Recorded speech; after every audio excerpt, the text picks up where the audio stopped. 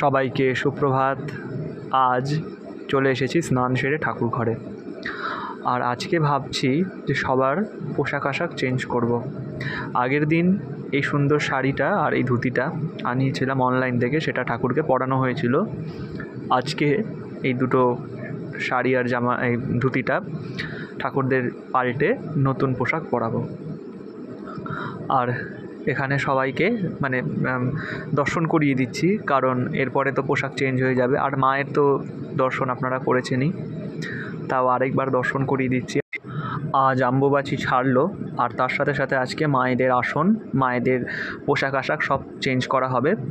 তো দেখো, রাধা গোপীনাথ ঠাকুরের পোশাক চেঞ্জ করা হয়েছে, আর তোমাদের সেই দর্শন করাচ্ছি। দর্শন করে অবশ্যই বলো তোমরা রাধা গোপীনাথের দর্শন খুব ভালোবাসো। তোমরা কমেন্টে বিভিন্ন রকম ভালো ভালো কমেন্ট করো তোমরা রাধা গোপীনাথ সম্পর্কে। তো আমি কমেন্টগুলো পড়ে খুবই ভালো লাগে। তো তাই তোমাদের জন্য এই দর্শন। একটা জামদানি কাপড়ের একটা শাড়ি পরানো হয়েছে রাধা রানীকে, আর গোপীনাথকেও সেই কাপড়েরই ম্যাচিং করেই পরানো হয় আর কি।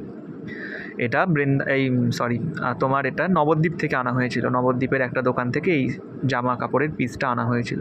নিচে রয়েছে জগন্নাথ দেব, সবারই অর্চন হয়ে গেছে। তো চলো একটু মায়ের দর্শন করিয়ে দিই। এই হলো মা। এখানে দেখো, মাকেও নতুন শাড়ি, মায়েরও যথারীতি স্নান হয়েছে, সবাইকে স্নান টান সারিয়ে যথারীতি নতুন শাড়ি পরে, নতুন সব রকম অলঙ্কারাদি পরে মা বসেছেন মায়ের সিংহাসনে। নিচে রয়েছেন শ্রীধর, মা চণ্ডী এবং বানেশ্বর আর মা সিংহবাহিনী যন্ত্র। এছাড়াও রয়েছে গণেশ এবং পার্শ্বে রয়েছেন মা ত্রিপুরা সুন্দরী। তো এই হলো আজকে মায়ের দর্শন। অনেক দিন থেকেই একজন ভাই আমার ভিডিও দেখে, তো সে আমাকে জিজ্ঞেস করেছে অনেক দিন থেকেই যে কুনকেতে কী করে মা লক্ষ্মীর মুখ তৈরি করা হয় সেটা একবার দেখাতে। সেটা আমি দেখাবো ভাই, আমার মনে আছে। আর খুব শিগগিরই ভিডিওটা আনার চেষ্টা করছি। আর আমি খুব সোজাভাবে করেছি, তোমরা সবাই পারবে করতে। তো এই হলো ব্যাপার। আর একটু একটু গোপালদের দর্শন করিয়ে দিচ্ছি। এই হলো গোপাল।